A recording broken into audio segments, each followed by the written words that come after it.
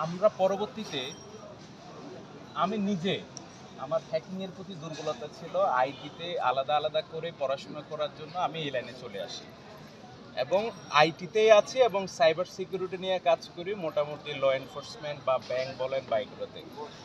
এখন এটা আমার বলার একটাই উদ্দেশ্য হচ্ছে আমরা যারা চট্টগ্রামের সবাই হয় ব্যবসায়ী আর না হলে হচ্ছে প্রবাসী, তাই তো? এদিকে এখানে কিন্তু অধিকাংশ সবার বাবা মা অর্ধেক কম বেশি বিদেশি, তাই না? সবাই প্রতি মাসে টাকা দেয়। এখন দিন শেষে কিন্তু আমরা বছরের শেষ অনার্স শেষ কি করব চিন্তা করতে পারি না। আমরা কিন্তু দিন শেষে পড়াশোনা করি ফোর্থ ইয়ার শেষ হওয়ার পরে তারপর কি করব।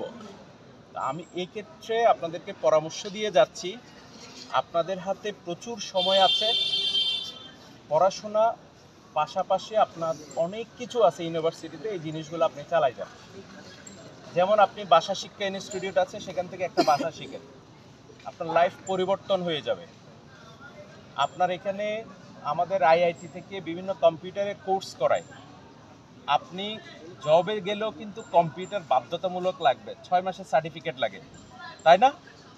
এই সার্টিফিকেটগুলো আপনি অর্জন করার চেষ্টা করেন। ব্রিটিশ কাউন্সিল আছে, ব্রিটিশ কাউন্সিল এরকম সুবিধা কিন্তু অন্যান্য জায়গায় নাই। প্রতিদিন ইংলিশ পত্রিকা পড়েন, নিজেকে ডেভেলপ করতে হবে। এখন নিজেকে যদি আপনি ডেভেলপ করতে না পারেন তাহলে এই 24-এর পরবর্তী বাংলাদেশকে লিড করবেন কিন্তু আপনারা। তা আপনারা যদি স্কিল না হন তাহলে এটা চালাবে কে? সামনে কিন্তু আমরা যারা হচ্ছে এই যে মাহিনরা আছে, সাদিকরা আছে, এই যে কম বয়সী যারা, এরা কিন্তু নেতৃত্ব দেবে। তাহলে এখন এদের নেতৃত্ব দেওয়ার জন্য আপনাদের সাপোর্ট লাগবে। এখন আপনারা যদি সাপোর্ট দিতে না পারেন তাহলে আপনাদেরকে ইংলিশও ভালো হতে হবে, আপনাদেরকে একটা নতুন ভাষাও শিখতে হবে, আপনাকে আইটিতেও শিখতে হবে। সো আমি আপনাদেরকে পরামর্শ দিব এইরকম নতুন কিছু একটা স্কিল তৈরি করেন লাইফের পাশাপাশি নিজেকে তৈরি করার জন্য। শুধু যে চাকরি পিছনে দৌড়ায় কোনো লাভ নাই। আপনি বিসিএস ক্যাডার হবেন কিন্তু আপনি আমার ছাত্র হবেন।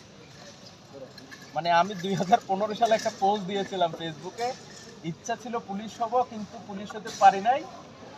এখন আমি পুলিশের ঊর্ধ্বতন কর্মকর্তাদের ক্লাস নিচ্ছি, কারণ এটা আমার চেষ্টা ছিল যে না আমাকে কিছু হতে হবে। আমি বিসিএসও দিই নাই, কোনো জবের কোনো পড়াশোনা করি নাই, কোনো আলতু ফালতু সময়ও নষ্ট করি নাই। হ্যাঁ, পড়াশোনা আইটিতে আমি নিজেকে ডেভেলপ করার চেষ্টা করেছি। সো অনেকে চিনেন বা অনেকে হচ্ছে পরামর্শ নেন, যে কোনো পরামর্শে, যদিও আমি ইউনিভার্সিটিতে আসি, হাকিমে প্রতিদিন ব্যাডমিন্টন খেলি, ক্যাম্পাসে আশেপাশে দেখবেন, আবার পিএইচডিও করার জন্য অ্যাপ্লাই করছি ক্রাইমের উপরে আর কি, ক্রিমিনোলজিতে। সো পড়াশোনাটা এখনও চালাই যাচ্ছি। তাই আমি কিন্তু তখন যদি এটা আরও বুঝতাম কিন্তু আমি সময়টা আরও ব্যয় করতাম। এখন এই জন্য আপনাদেরকে পরামর্শ দিচ্ছি। আপনাদের পরামর্শ দেওয়ার জন্য এখানে অনেক বড় ভাই আছে, ওরা আপনাকে যেভাবে সহযোগিতা করার কথা বলেছে, এখন সহযোগিতাটা আপনাকে নিতে হবে। কারণ আপনি যদি নিতে না পারেন তাহলে এটা আপনার ব্যর্থতা, ওদের ব্যর্থতা না। কারণ ওরা আপনাকে সহযোগিতা করার জন্য রাজি আছে, কারণ আপনাকে সহযোগিতা নিতে হবে। সবাই ভালো থাকেন, সুস্থ থাকেন, আর দেখা হবে যে কোনো পরামর্শে, যে কোনো সহযোগিতায় অবশ্যই আমাকে নক করতে পারবেন বা ওদেরকেও নক করতে পারবেন। আপনাদের শুভকামনা সবার জন্য। সালাম আলাইকুম। আমাদের মাঝে উপস্থিত আছেন আমাদের